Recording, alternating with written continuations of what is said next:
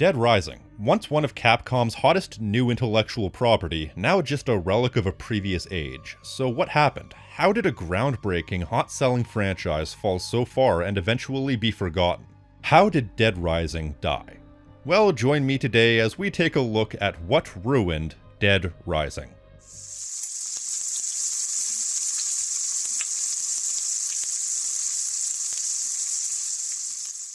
Hey, before we start today, I just wanted to remind you all, we're closing in on 100,000 subscribers, so if you haven't yet, hit that subscribe button and let's get to 100k.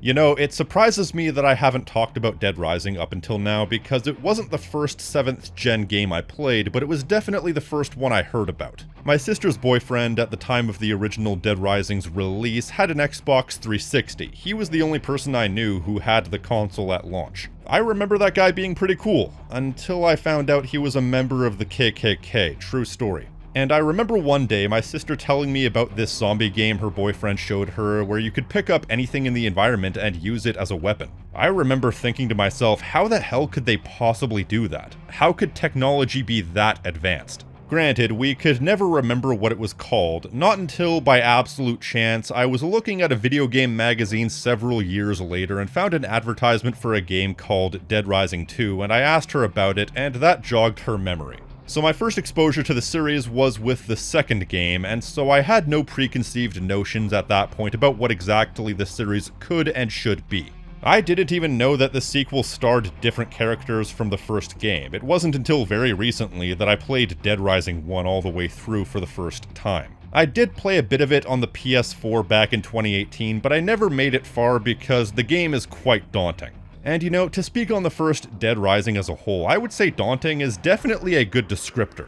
The idea of the game is, there's a zombie outbreak in the city of Willamette, Colorado, a fictional city of course, and you are Frank West, an investigative journalist who heard rumors about the outbreak and has gone in to try and get to the bottom of whatever happened, as well as get to the bottom of the government cover-up that's taking place. Now, there are many reasons to enjoy the Dead Rising games. Traditionally, the story is not one of them, at least if you intend to take it seriously. Because the writing is caught somewhere between cheesy and laughably bad. I mean, everybody knows the "I've covered wars, you know" line. I've covered wars, you know. But that's just cornball energy, something the dialogue has in spades. Even some of the plot progression itself has some of that, like how suave bastard and main protagonist for most of the game Carlito keeps finding random ropes and whatnot to repel him to safety, or how there's a fight scene in which Carlito and a guy named Brad are engaged in battle, and Brad managed to disarm Carlito and then lunges at him instead of grabbing Carlito's gun. But all that at least is charming in a campy B-movie sort of way. It's when they try and craft an actual narrative that it kind of falls apart somewhat. Like, the entire reason for the zombie outbreak had to do with the American government running experiments with species of bee-like creatures which can be used to turn you into a slavering beast capable of nothing but eating endlessly. All in order to increase cattle production to meet rising meat demands. Somehow. It reminds me of that one meme. Step 1, collect queens. Step 2, infect cattle. Step 3, question mark. Step 4, profit. And they try to use this as an allegory for consumerism, like how consumerist culture is turning us all into mindless zombies who do nothing but consume, consume, consume. So who's the real monsters and all that? Do you have any idea how much meat Americans consume in a single day? This may not have been intentional, but it's definitely how it came across. Sorry, but attempting to incorporate profound messaging doesn't really work when the dialogue is this awful. You're looking at the bad guy's sister. Bad guy? The one who caused all this? That's right. But still, you're not here for all of that, you're here for the action. And I would say this is one of the rare cases where it's a first entry to a series where it established near enough absolutely everything the series would incorporate going forward. You have a 72-hour time cycle where everything is on a time limit, dozens upon dozens of various weapons you can grab in the environment that each vary in usefulness, various people you can rescue, various colorful psychos you can fight, RPG elements, the ability to customize your appearance, which made some of these cutscenes absolutely hilarious, and a weird obsession with pro wrestling moves being integrated into the experience. I'm not complaining though. I mean, German suplexing a zombie is one of the rare pleasures in life that you can't really get anywhere else. It was so immediately well established, it was like it was always there, and the sequels didn't really change anything for a while because everything was there that needed to be there, and they could only modify the existing pieces. Granted, the original Dead Rising can still be pretty irritating at times. I don't describe it as daunting for no reason. It's easily the hardest game in the entire series to the point that it's almost worth it to just spend a single playthrough not bothering with any missions and try to level up, especially because this game implemented a system where you can start the game over at any time with your levels and upgrades, something that would carry over for most of the rest of the games, so they deliberately balanced this game in such a way that it's optimal to have max stats or near maxed stats. I would say a lot of the difficulty is definitely by design. I mean, one of the first things that happens in this game is you have a group of escaped convicts hijacking a Humvee and driving it around the entire central area of the map, so they're really throwing you into the deep end from the beginning. Even if you have the best weapons in the game, you still won't have an easy time getting through. Plus, if you try and fight every zombie in front of you, your weapons will all break, and you'll be mercilessly grappled by zombies. Which is a major pain in the ass, because it takes a while to level up your health to be able to survive that type of punishment, and even if you try to navigate through crowds without attacking, you'll still be grappled a lot. These guys are no slouches. But I feel like it's one of those cases where as you level up and gain more attribute points for your various stats, there's a real catharsis to becoming dominant against these insurmountable odds, especially with those psycho boss fights. And I really like that they nailed down the psycho boss fight concept immediately. Each of these bosses are completely distinct. In this case, you have the likes of Sweet Tooth, Marilyn Manson, and Boogie 2988. Each boss is unique and bombastic in their own way. Like I said though, the unique selling point in this game is the ability to use pretty much anything in your environment against the zombies around you, which was so novel at the time because this was back when sandbox games were still establishing themselves as a genre, and so this level of freedom was remarkable. And quite frankly, that's what I like about sandbox games of this era, is that when there was a level of experimentation, every sandbox game had their own unique selling point. Some were better than others, but these days, much like most genres, formulas are so well established that you don't often get much variance to this insane degree. That might even come up later. Even once the novelty fades and you find a groove of what the best weapons are to use and where to get them, splattering zombies never loses its appeal. And that's where the difficulty makes the game better, because every individual zombie can still be a threat, and so massacring your way through a room of the undead to get where you're going on a strict time limit no less is the type of over-the-top violence that's simultaneously a rewarding challenge. But even then, there were still moments of questionable design, such as the multiple factions of people who can kidnap you and strip you naked. So basically, if you're in the wrong place at the wrong time, you'll lose valuable time as well as all the weapons you have on your person. The worst part is the raincoat cult, because they just need to spray something into your face. Even if there's literally no one around to grab you, you'll still pass out and end up in their little clubhouse where you need to kill everyone before proceeding. This is the absolute worst, especially on a first playthrough. Or how about when Otis messages you on the walkie-talkie in order to get side missions activated? You have to sit through his entire speech. If you cancel out, he'll incessantly call you until you sit through the entire thing. Unfortunately, these calls can be interrupted by getting attacked, so the game is a constant struggle of trying to stay untouched long enough to get through these annoying calls. Or how about this? It's not really relevant these days, but this is a game from very early on in the Xbox 360's lifespan, and was arguably the first game to basically require an HD TV to get the most out of it, because they deliberately made some of the fonts so small that they're practically impossible to read on a standard definition TV. Or how about the NPC AI? I mean, the I in AI is supposed to mean intelligence, but I could not think of a word less fitting to describe these chuds. They're constantly getting themselves in trouble or walking into walls because they couldn't hit the broadside of an intellectual barn. Oh, and I should also mention, guns are a recurring weapon in this game, especially towards the end when the military gets involved, but holy crap are the third-person shooting controls backwards ass in this game. It's not the type of game where first impressions are going to do the game justice. It takes a while in order for you to get your head around Dead Rising, and even towards the end of the game, it can still find ways to pelvic thrust right in the player's face. Towards the end of the game, you need to get several ingredients to manufacture a suppressant to the zombie virus, but the game doesn't tell you the moment you get the last ingredient. They throw you right into a point of no return where you have no healing items and no decent weapon pickups. I went in with a few health, no health items, and very few weapons, and accidentally saved over my previous save. So I got soft-locked and had to redo the entire overtime segment. Plus, this segment relies on random chance with having to collect 10 separate queens to synthesize a suppressant. But zombies that have queens in them spawn entirely randomly. Also, the game ends kind of disappointingly, cutting out halfway through resolving everything and then tying up the story with a text blurb.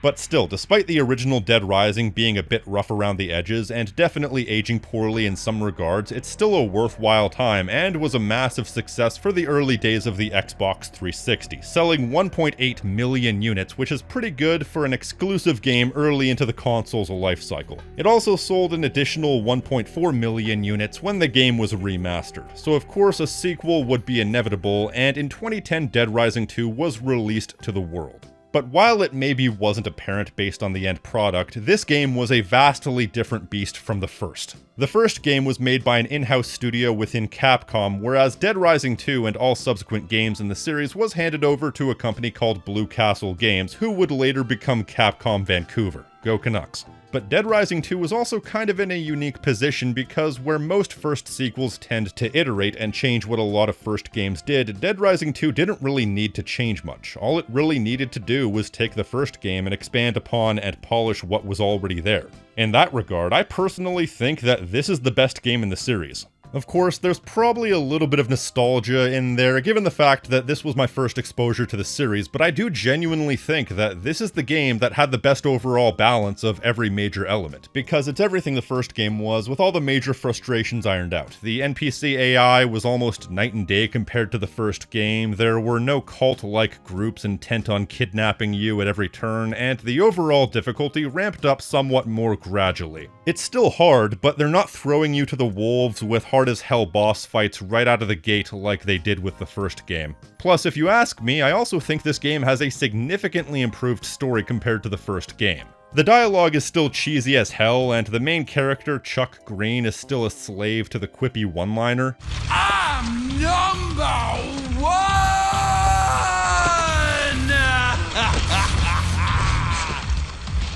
Yeah, you're on fire. But I find this a much more compelling story for quite a number of reasons. You are Chuck Green, former motocross champion who was living a happy life with his wife and child until a zombie outbreak in Las Vegas left Chuck a single father to a daughter who was infected with the zombie virus, needing a constant dose of zombie virus suppressant Zombrex every 24 hours. What the fuck is that? He finds himself in the fictional Fortune City competing on a pay-per-view TV show called Terror is Reality, a competition about killing zombies, all so he can afford Katie's medication. Meanwhile, the zombie stockpile for the TV show is broken loose and Chuck is set up as the fall guy. Meanwhile, there's also a radical protest group who are against zombie cruelty who gets tangled up in the whole mess. So Chuck has to team up with one of the protesters, Stacy, and a reporter named Rebecca to get to the bottom of the outbreak and clear Chuck's name. First of all, the entire plot of the game feels more high stakes for the main character. Frank West could have left Willamette at any time and his life wouldn't have changed one iota, which is even the outcome for one of the endings. It was all about the big scoop. Meanwhile, Chuck being blamed for the outbreak is an existential threat to him and his daughter. Speaking of which, I like Chuck for the fact that he's a struggling single father attempting to do right by his daughter and being thrown into this impossible situation where the world is literally conspiring to take him down. And aside from having to deal with his own existential threats, he also has to deal with the constant looming threat of running out of Zombrex and losing Katie. It may be a bit easy, one might even say manipulative, but it's effective, and that's why I wasn't too keen on the off-the-record version of Dead Rising 2, which is a non-canon retelling of the game with Frank as the protagonist. Controversial opinion, I don't find Frank to be a particularly interesting character generally, and in this version they gave Chuck a very depressing story of having lost Katie and gone insane. This story could have very easily been the canon one until Dead Rising 3 when both Katie and Chuck are seen still alive and well. Fine by me. Another plus to the story is the fact that I find the reason for the outbreak to actually make more sense than the first game. Instead of having Carlito take revenge on the American populace for what their government did to his people and having a half-baked allegory weaved throughout, it's established that they need zombie queens in order to manufacture Zombrex. something that was set up in the previous game, so they need to create a constant supply of new zombies in order to suppress the zombie virus among the people who are already infected. It starts a curious pattern of every game justifying their outbreak better than the first game, which is a shame because the first game needed to justify the outbreak the most, considering that it was the inciting incident for the entire franchise. The story's not perfect, and if you couldn't see the big third act betrayal coming from a mile away, you need to get your brain checked, but it was good. As for the gameplay, well, it's quite similar to the first game with one major difference, a difference that makes all the difference. You see, in the first game, one of the major ways you could gain prestige points, or PP, was to level up by taking good pictures. As unique selling points go, it was certainly one of them. No, I'm not going to laugh at the fact that it's called PP. But this time, they needed something to replace that, seeing as Chuck wasn't a reporter, and possibly to emphasize Chuck Green notably being a talented mechanic, they gave him the ability to combine weapons to make super combo weapons, and that right there is enough to launch this game head and shoulders above the previous game. You see, it's no secret that there was a hierarchy of weapon usefulness in the first game. Some weapons you could go back to time and again, and others you'd have no reason to use beyond a bit of novelty, but by giving you combo weapons, it means that a lot of these otherwise useless weapons have a use. It adds a new hierarchy within the hierarchy that already exists, but also what I like about it is that the super weapons aren't completely overdone. Later games would make super weapons so easy to obtain that you basically have no reason to use anything but, whereas here you need to build the combo weapons at workbenches. The specific weapons you need for quite a number of combos aren't that common, and there are a number of standard weapons that are still as useful if not more useful than the combo weapons. So it's a well-balanced system that's not so overpowered that the individual zombies don't still feel somewhat like a threat to be dealt with. Plus, it's not like all the same weapons from before weren't brought back, so it demonstrably builds upon the previous game. Maybe not enough to justify the game in itself to some, but as an expansion to the ideas of the first game, it feels like a more complete experience while also not breaking the bank with attempting to make a brand new experience. Because, well, they really didn't need to. Maybe doing the exact same thing but better is enough. It certainly is for me, at least to a point. And that's not to say this game is completely without its own identity, like how per the story context you have to find packs of Zombrex for Katie, and later you have a few characters who you can optionally give Zombrex, all of which lead to the best ending. Though it should be noted, not the canon ending. And unlike the last game where the military rolls in and basically deals with the zombie issue single-handedly, they subvert that this time by having the military roll in and immediately succumb to a new breed of super zombie who mutate due to a super pathogen being pumped in from the underground, which certainly adds a bit of fun to the third act of the game. But despite all my praise, there's still a couple of things that I don't particularly care for when it comes to this game, such as the completely awful money system. There are a lot of things throughout the game that you can buy, but money is hard to come by unless you play the Terror is Reality online mode, which pays out something like 10 times better than anything in the single-player game. Unfortunately, said game mode pretty much died a few months after launch, although as far as I'm aware at time of writing, the multiplayer servers are still online if you're able to gather 3 other people to play, but if you don't do that, gathering enough money to do anything in this game is a grind and a half. Also, I had to mod the Steam version just to get the controller support working. It should also be mentioned that there were 2 DLC chapters that were exclusive to Xbox 360. A prequel and an epilogue. These were never brought over along to modern systems when the game was ported, and so they're kind of trapped on the Xbox 360, but they're mostly supplemental. You can look up the cutscenes and not miss a thing, though it should be mentioned that people were quite mad back in the day because these were seen as chunks of the game that should have been included in the base game, but they were selling them for $10. Meanwhile, these days, $10 probably won't even buy you a single character in something like Fortnite. How quaint these things seem in hindsight. And also how far we've fallen. Is that it? Yeah, that's about it. All nitpicking aside, this is still an excellent game. In the overblown sea of zombie content in the late 2000s and early 2010s, this was a standout. One that I can pick up and play anytime, and it was a resounding success, selling 4.6 million units between the original version and the off-the-record version, so the train wasn't losing momentum. But what happened next would divide fans somewhat. In the early 2010s, Capcom was going through a weird phase where for whatever reason they completely lost faith in their own output and decided to try and capitalize on games that were already popular instead of building on things that made their own unique games popular. In regards to both Resident Evil and Dead Rising, they wanted it to be more like Call of Duty, and I don't get why. It shows a complete lack of faith in their own output, and contempt for their audience if they thought that they needed to make everything they've done more like Call of Duty to make them appeal when they already had an appeal. You may be surprised to hear that Capcom almost ran out of money in 2013. But either way, with the philosophy shift, this resulted in a pretty significant tonal upheaval for Dead Rising 3. Now to be clear, I don't think that Dead Rising 3 is a bad game at all. On balance, I think it's roughly on the same level as the first game because it does about the same amount of things right and wrong. It's just they're a bit incomparable because they have such vastly different qualities and drawbacks. This time, it takes place in a fictional city called Los Perdidos, California. The specific circumstances surrounding the outbreak aren't specified at first. Instead, we're given a series of arty camera shots with text overlays, followed by a contextless scene where our protagonist we know nothing about is attempting to escape the city and fails. There's also a plane crash, but I don't think that had anything to do with the outbreak. I think that was just a Boeing. In broad strokes, the plot is about our protagonist Nick Ramos attempting to help his surrogate family rebuild a plane so they can escape the city. However, Nick is relentlessly hunted at every turn by a mysterious government agency, and the plot unfolds thusly, with the ultimate twist being an actually very interesting and well-executed twist that builds upon a throwaway plot point from the very first game, and as a matter of fact, there's a lot of throwbacks throughout this game, making it feel like an intended final installment. It's even revealed that the main character's love interest is actually the now fully grown daughter of Chuck Green, who shows up out of nowhere. I popped big for that. You've never been a burden to me, honey. It's not your fault what happened to me.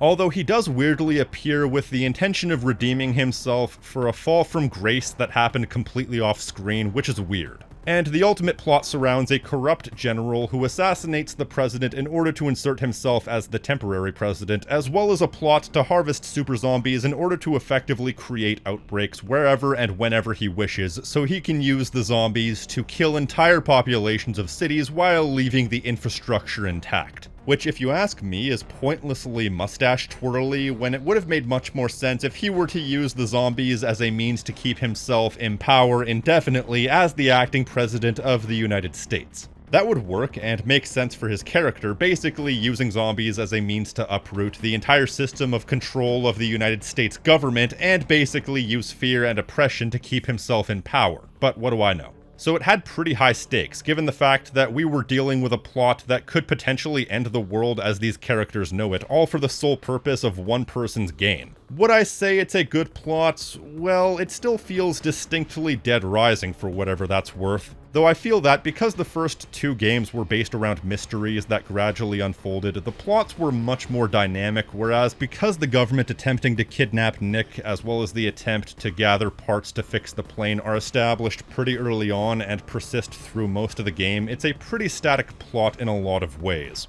Plus, whether intentional or not, there was an element of campiness to these games up until now, and especially with the second game, there was a real glitz to the presentation given the fact that we were fighting zombies in what was essentially a fictionalized version of Las Vegas. Whereas this game takes place entirely in a bombed-out city that wouldn't look out of place as a Call of Duty level, and as for the overall tone, this game seemingly can't decide if it's self-serious or campy. Like, it'll have these dramatic dialogue scenes, but then one moment later, Nick's maternal figure, Rhonda, builds herself a bionic arm. So it's a little bit inconsistent in that regard. I guess this is the difference between being earnest but with a deliberate ironic campiness and attempting to be completely earnest and having ridiculous elements come into play as a result of not being able to hold a consistent tone. I don't think it's too far out of the usual ballpark, but it does feel like they turned the dial of grimdark a few degrees too far, and it makes the whole experience less fun. All of a sudden there were zombies everywhere. I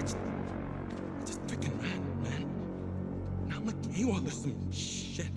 Speaking of less fun, the gameplay of Dead Rising 3 is something I'm really conflicted over, because while the first game may have been a bit too hard, this game goes way too far in the other direction. Functionally speaking, it's basically identical to the previous game in the series. The big new addition this time around is being that they majorly increased the size of the sandbox, and as a result needed to include a lot more access to vehicles, and so with that came vehicle combos, which were already a thing in Dead Rising 2, but with only a few examples. This time they really fleshed that out. And even with the on-the-ground level gameplay, there's some interesting new ideas, such as the ability to do a super attack if you get your kill combo high enough, or the different varieties of zombies they implemented. I feel like different varieties of zombies is standard fare as far as creating variety in a zombie game, but it always works as long as they mix up the gameplay in an interesting way. Plus, you also have different varieties of collectibles, and also a heavier emphasis on gun combat, to the point that I'm convinced this series was attempting to become a third-person shooter so gradually that nobody noticed. I guess you could say that, plus the overall setting, is the Call of Duty influence speaking for itself. That combined with the fact that this game is quite frankly really easy. I died maybe twice in the entire game, and one of those had to do with me getting cocky and attempting to walk through the most zombie-infected spot in the game without any healing items. But pretty much every major area has at least some form of healing item, and then more to the point, you can now summon functionally infinite amounts of weapons from the weapon lockers in safe houses, including combo weapons. Even if you're not in a safe house, you can spend a single upgrade point to make certain sets of weapons much easier to craft by allowing you to craft them using any weapon of the same type. You even have garages where you can spawn any vehicle or combo vehicle that you've come across, so you're basically never caught short. This kind of feeds into what I feel is the weakest aspect of Dead Rising 3. In the first two games, while there were a lot of zombies, you didn't have so much firepower on you at any given time that the zombies felt completely inconsequential. Getting those major number milestones felt like an actual accomplishment. But here, between the ludicrously overpowered vehicles that you can spawn on a whim just by running around, as well as the ability to spawn weapons to your heart's content, killing hundreds if not thousands of zombies in mere minutes isn't a special occurrence, it's literally standard fare. So these massive numbers carry less overall impact than when you had to fight through a single room of zombies in the previous games, which at times felt outright frantic. I guess this is just a byproduct of opening things up and attempting to make a more grand experience. They escalate the stakes by allowing you to kill more zombies at once, when something like this probably benefits much more from an intimate setting, because when you're actually on the ground level swinging at zombies, it still carries the exact same relentless catharsis that one would associate with a Dead Rising. But with the vehicles, they removed the necessity to be on the ground directly in the action a lot of the time, and then with the ability to spawn weapons, they removed some of that satisfaction of scrounging together weapons to use because they're all provided to you for free. Nothing felt better than being on the back foot and having to duck into a maintenance room to frantically scrounge together whatever you could, then coming out on top. So it feels like they removed a lot of the smaller details that made the action in the previous games so fun. So while the action is still present here, it's diminished because you don't have to work at all for it. And having to work for something like this is what makes it appealing. Plus, the escort quests have somehow gotten worse since the second game. In Dead Rising 2, the means of getting survivors to follow you around came down to mostly just finding them and maybe doing one or two quick tasks. But in this game, every single survivor requires you to do an entire side quest to get them to join on.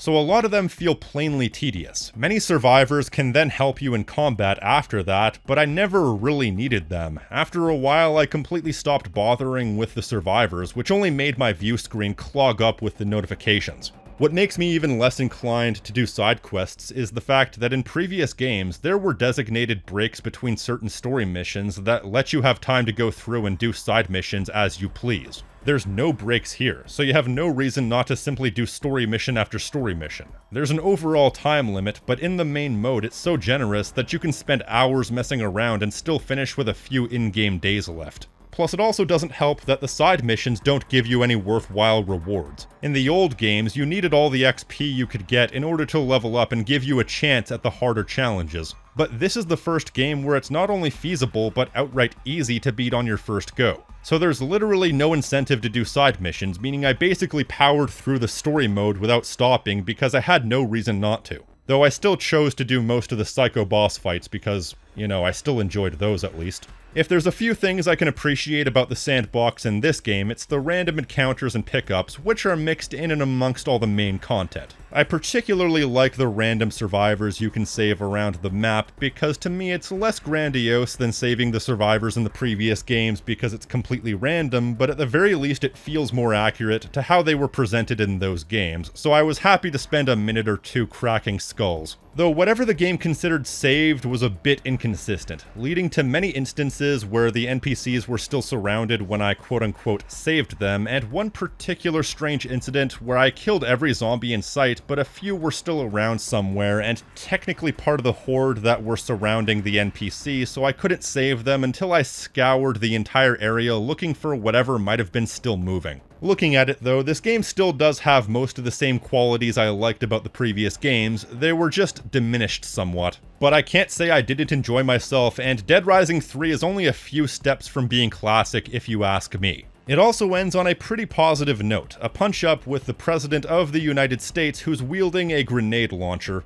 Also, why'd you take off your shirt? And without wishing to spoil, the overarching plot of the series was basically resolved by the end, and despite the resolution in question happening via text boxes, it's a pretty satisfying ending for all involved. Plus, they also have it to where you can unlock Nightmare Mode, which is a game mode that plays very similarly to the previous games. You have no autosave, you only have a quarter of the time to pull off everything, and enemies and psychopaths are much tougher. So they thought to include this, but only included it as a reward instead of having the option to play like this from the beginning or having this be the default. It really should have been normal mode, and the default mode should have been easy mode if you ask me. But I do appreciate that they at least included this as an option for those who wanted the extra challenge. But given that I got the absolute best ending on my first go, I really don't have any desire to go back and play it again, hence why you shouldn't hide the best content in the game behind 10 hours of gameplay. Still, the game was a resounding success, selling pretty much identically to Dead Rising 2 at 4.6 million units between the two separate versions, with the original Xbox One version being the best-selling single release in the series history. So they might as well have made a fourth game. I mean, what else was Capcom Vancouver doing? Well, this is where things went completely pear-shaped. It seems to be a recurring theme throughout the history of gaming, where the initial trilogy in a series will usually vary in quality but more or less remain somewhat consistent. But the fact is, usually you will use up all your best ideas between the three entries because in a lot of cases that's as far as you can push ideas before they're fully developed. That's not necessarily true for everything, but that's usually the case. The first game makes a thing, the second game fixes that thing, and the third game refines that thing, and sometimes the thing is fixed and refined in the second entry, and the third entry is somewhat lackluster, but at the end of the day, normally games will remain relatively consistent quality-wise between the first three entries in a series. But then in a lot of cases, the fourth entry is where things take a drastic downturn. It's such a recurring theme that I've actually tossed around doing a video about it in the past. It mostly comes down to the fact that once you've used up all your good ideas, you either have a fourth entry that stagnates because they don't want to try and fix what isn't broken, leading to a lame rehash, or you try and innovate to keep things fresh and completely mess up. Hold on to that thought for a minute. Dead Rising 4 came out in late 2016, and boy, you have no idea how much it hurts to say that. I was convinced it came out in like 2018, but 2016? That was 2 jobs, an entire stint at university, and 2 whole usernames ago. Even still, given the previous game ended the franchise fairly decisively, via text boxes but still decisively, I questioned what the point of this game was going to be. I think maybe it was a mistake to have Dead Rising 3 end so decisively because it does create an unfortunate sense of contrivance for anything that comes out after that, but we can't correct that now, so you can only play with the cards we're dealt. As it turns out, the government is experimenting with zombies in Willamette, so Frank West has to roll up and solve the mystery, this time with one of his photography students, so it's basically a rehash of the first game except with double the amount of main characters and about octuple the size of the map. You said we were gonna go play mini golf. Respectfully, Professor, I can't actually believe you fell for that. I love mini golf. They even call back to several plot points from the first game, including invoking long-dead characters. Not in such a way that feels subtly set up like what Dead Rising 3 did, but more so in a way that screams, we have no idea how to continue this plot, so let's just throw back to previous games and hope for the best. This time, the government is attempting to create newer, more intelligent zombies, largely for cheap labor. Not a bad premise whatsoever, but the structuring is a bit of a mess considering that the actual plot surrounding the intelligent zombies doesn't really get resolved, with the final boss taking place between you and an intelligent zombie in power armor who was a high-ranking military official who got infected. Now, I don't even necessarily think that Dead Rising 4 is bad. I mean, it's not a good game, like, at all, but it's also not bad. It has its moments. I just think it's painfully dull most of the time in a way this series has never really been, even at its worst. And that mostly comes down to the fact that between the two common paths of fourth entries I mentioned a minute ago, they attempted to innovate the formula and screwed it all up. In this case, they removed practically everything that made the franchise unique and interesting. I mean, there are still some things, like they brought back photo mode from the first game, and they still have combo weapons. Although unlike Chuck and Nick, Frank still isn't a technician of any sort, so how he now knows how to make combo weapons goes unexplained. Maybe Chuck taught him the ropes during Case West. But even in the case of photo mode, photos seemingly don't directly give you PP anymore, and no, I still refuse to laugh at that. But if it doesn't give you prestige points, what's even the point? The only thing it's really used for, of any substance, is the investigation missions where you need to take pictures of key items or search for documents and whatnot. Except these missions are slow and boring as hell. They also have a habit of indicating interactable items from like 30 feet away, so they're really bad at letting you know specific items that you can interact with. So it's not a worthwhile addition. Also, the button that's normally the run button in regular gameplay switches to selfie mode when you're in photo mode, and holy f***, that jump scared me so many times. But otherwise, yeah, most of the things you like about the series have been removed.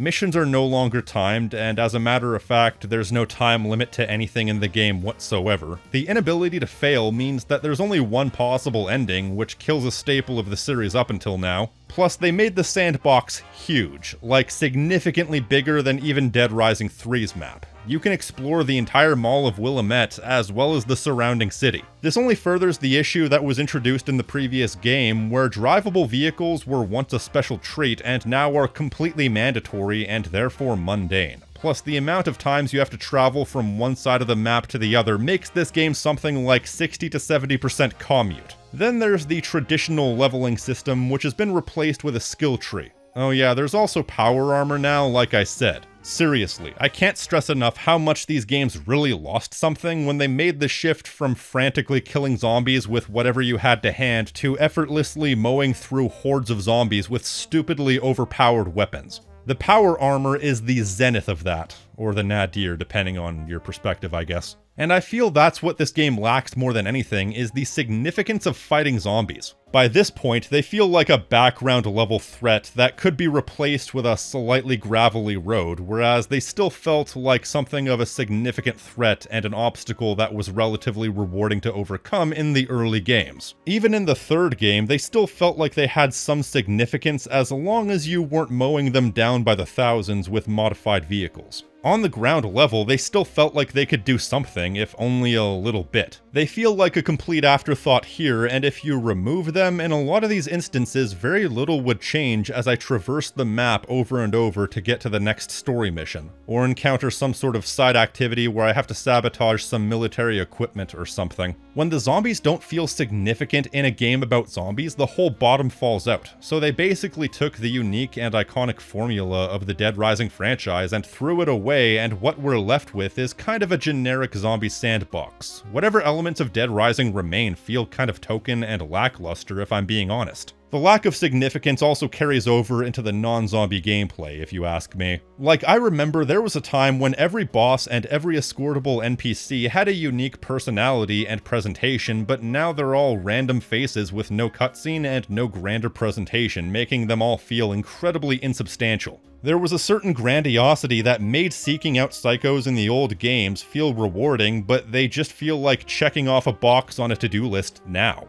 Plus, if Dead Rising 3 was easy, Dead Rising 4 is baby mode. And at least Dead Rising 3 had the option to play Nightmare mode. The lack of difficulty in 4 is mostly due to the fact that healing items are everywhere and almost all of them heal you pretty much all the way. No zombie or psycho can damage you quicker than you can heal yourself. Plus, your inventory now includes different menus for different weapon types, so if you only want to carry around weapons of a specific type, you have fewer slots for that, but as a collective, you have significantly more slots than ever before, and you don't have to compromise your inventory space for anything, so you don't have to balance your inventory anymore and manage space between weapons, firearms, healing items, and so on. You also level up after doing basically anything, so it doesn't feel special anymore. The only thing this game did to potentially make it slightly more difficult is to take away the weapon cache that allows you to spawn functionally infinite amounts of powerful weapons. Plus, many combo weapon blueprints are locked in cases which require you to search for the key or do a side quest, which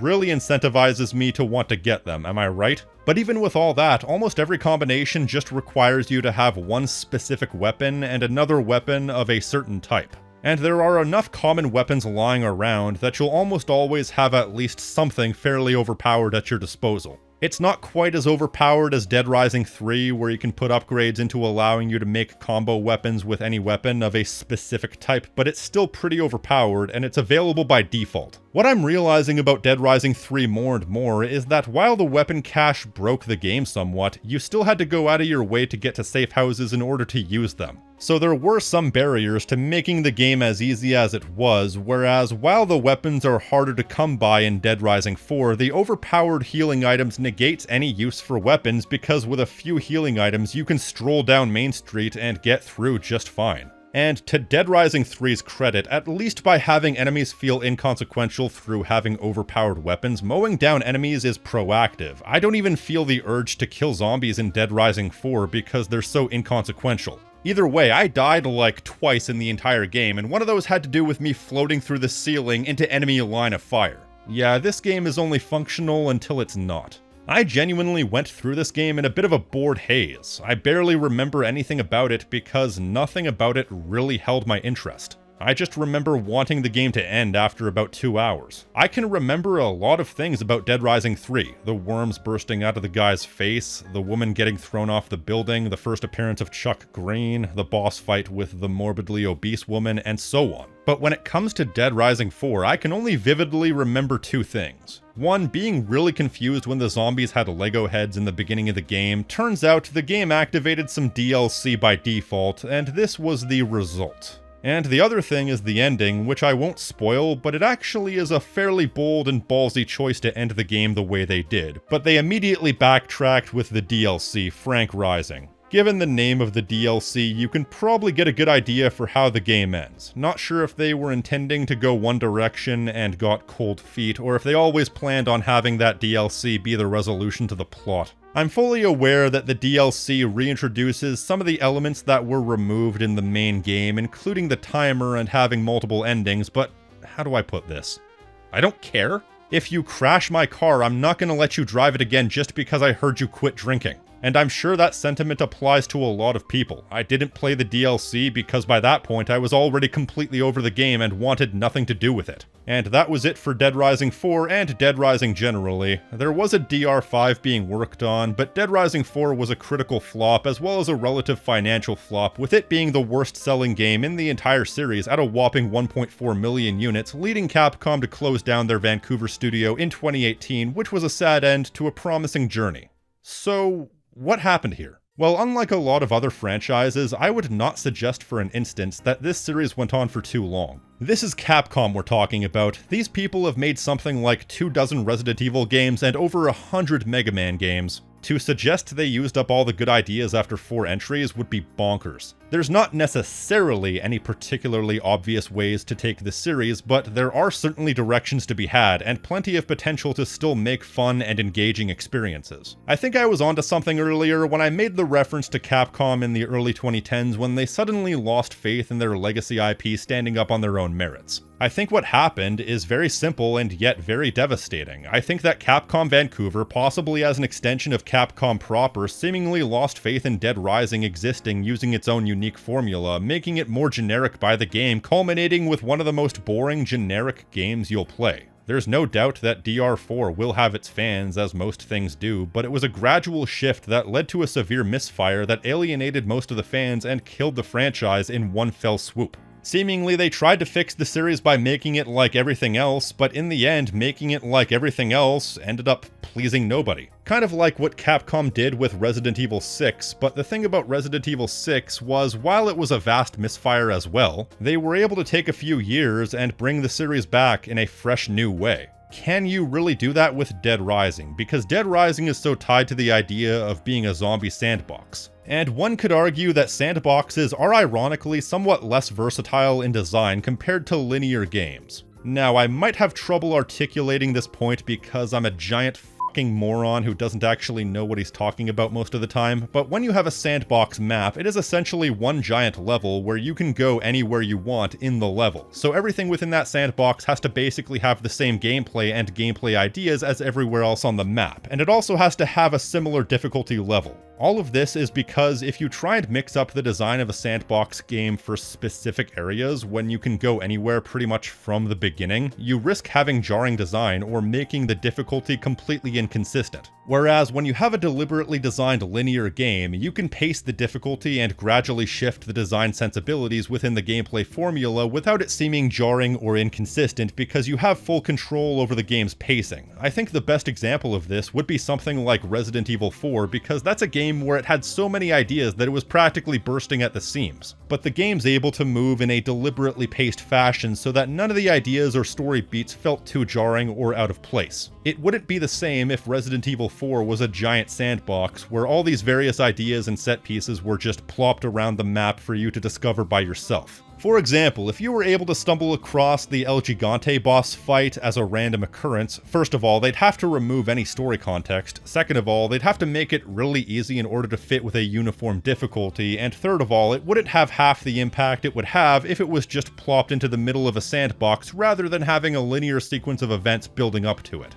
And that's the sandbox paradox if you ask me. The idea that despite having more freedom in theory, that the freedom restricts what developers can do. When you have a sandbox, all you have is the sandbox, and the basic gameplay that you're doing at any given time is basically what you're stuck with. The only way for things to change in a natural fashion would be to do it as part of a linear sequence like story missions. But then that also means that this change is only present during this sequence, and things have to go back to normal once you're back into the main sandbox. That is, unless you're essentially changing the entire sandbox between missions or at fixed intervals, which would be a pain in the ass to implement, but nonetheless is something that Dead Rising has shown the ability to do. But how do you fully mitigate this issue? I don't think you can without removing the sandbox, and the sandbox is hard-coded into the identity of Dead Rising. I was talking to a friend of mine who's a fellow Resident Evil fan, and we got to discussing the core pillars of what it meant to be a Resident Evil game. And he made the case that Resident Evil is built around the pillars of inventory management, tense gameplay, exploration, and replayability, which are all fairly versatile things that you can put into multiple different scenarios and playstyles while still feeling distinctly Resident Evil. And that got me to thinking, what are the core pillars of Dead Rising? I think that because Dead Rising inherently has more going on than Resident Evil, given the fact that it came out when tech was much more advanced, there are more minor core pillars instead of a few major pillars. The zombie sandbox is the primary thing, both the zombie and the sandbox are the things you need to nail, then timed missions and using any item in your environment as a weapon, those are definitely two other pillars, and then I would say RPG elements would probably be the fourth pillar, which ties into the replayability, and then you have the rescuable survivors and psycho boss fights. I'm struggling to think of anything beyond that, so if these are the core pillars, how many were actually left by the time the fourth game came out? Well, the timers were out, the easiness and lack of multiple endings removed any replayability. The RPG elements being diminished will probably be the most debatable one out of all of these, because some people might prefer the skill tree system, but personally I prefer the skill point system of the first two games, and to a lesser extent the third. The way the skill tree system is implemented is far too unbalanced. Despite the sandbox elements still being intact, the zombies were diminished in the sense that they no longer felt like a meaningful addition to the gameplay, and the survivors and psychos were also diminished by removing any sort of grandiosity to the presentation. So the only pillars to the gameplay to be left completely unharmed would be the environmental weapons and the sandbox, and even the sandbox is debatable given the fact that the early games got by on the small but detailed style of sandbox. But still, to my point a minute ago, if you were to remove the sandbox at any point, it would essentially kill whatever identity the series has left, regardless of whether or not that could make the design more versatile. No, I don't think the solution to any sort of design limitation would be to continue to remove the elements that defined it, because I don't believe that the elements that were removed were done so out of a sense of needing to innovate. If that's not the case, it certainly felt that way. But either way, the result is the same. And I refuse to believe that Dead Rising isn't versatile enough to have kept going the way it was.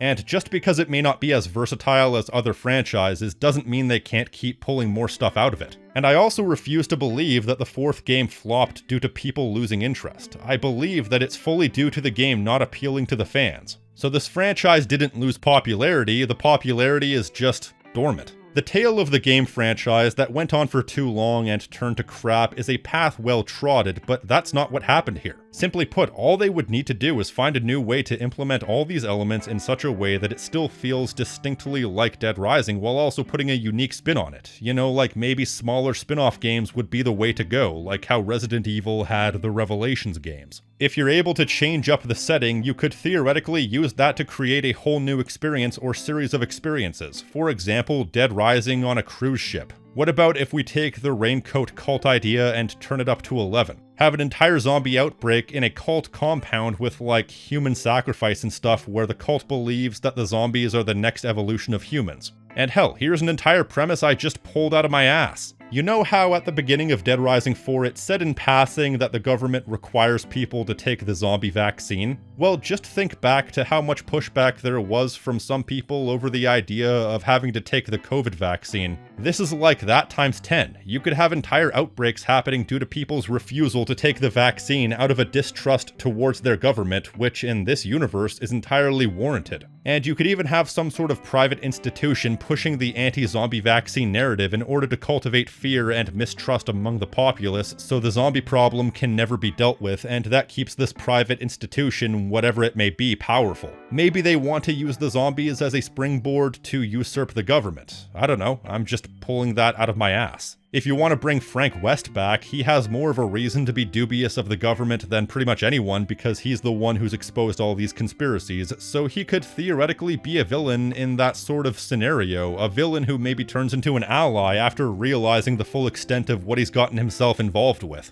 How about this? The manufacturing of zombies for menial tasks is something that the government would be willing to do, and as a matter of fact, that itself could be potential grounds for another game, which would be a world in which zombies have been tamed and are essentially responsible for doing all labor jobs, and then something happens to make the zombies flip out and fight against the humans who have all grown lazy and complacent. Perhaps this could be connected to the Cure movement from Dead Rising 2 with the advocacy group fighting for zombie rights. And you know we've dealt with government bodies trying to use zombies for menial tasks, but what about a private military contractor trying to manufacture zombies to fight in wars and that backfiring? And then what kind of gameplay ideas could we implement? Well, off the top of my head, I kind of suggested that this might be a pain in the ass, but you could have a sandbox game that's smaller but also ever evolving due to contextual events. Kinda like what time loops have been doing for a while. How about this? All this time combo weapons have been done with 2 weapons, but how about a triple weapon combo? Like a flaming bat with nails in it, or an upgrade/repair system like Dead Island where you can, I don't know, rub Vaseline all over your weapons to make them temporarily invincible, or temporarily twice as powerful.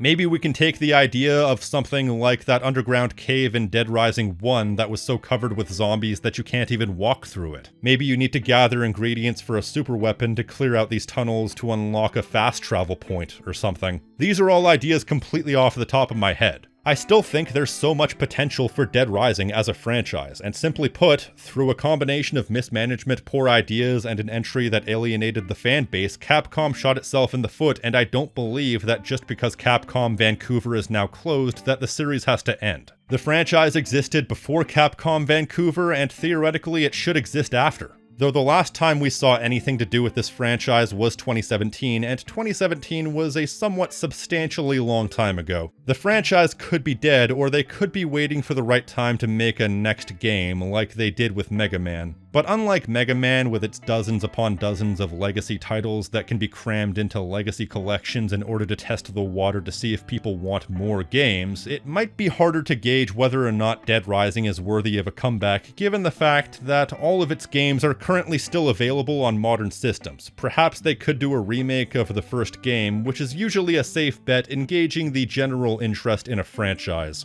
And to be fair, like I said, that game does have some issues that could be ironed out. But with that said, Dead Rising 4 was not a franchise killer, at least not unless Capcom lets it be. It was merely a misstep and should be treated as such. Maybe all these years later, Capcom can learn from their mistakes and make something worthy of the franchise it's attached to. This series may fittingly be a shambling corpse right now, but I do believe it has the potential to rise from the dead. Maybe I'm not a creative enough mind to say exactly how, but step one would be to start with these sensibilities in mind, and more than anything, give the fans what they want.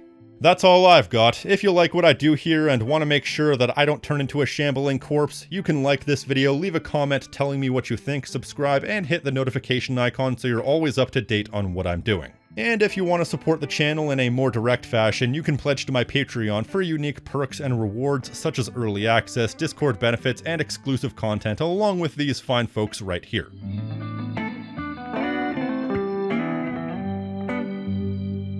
And an extra special thank you to Brooklyn, Dick Kickham, Gaw004, FarmCat84, Raph, Ranger X, Ty Trovy, and Monsieur Thenardier for going above and beyond. Elsewise than that, I've been the King of Snark Style right here on Tactical Bacon Productions, and I will see you next time. Stay crispy, my friends.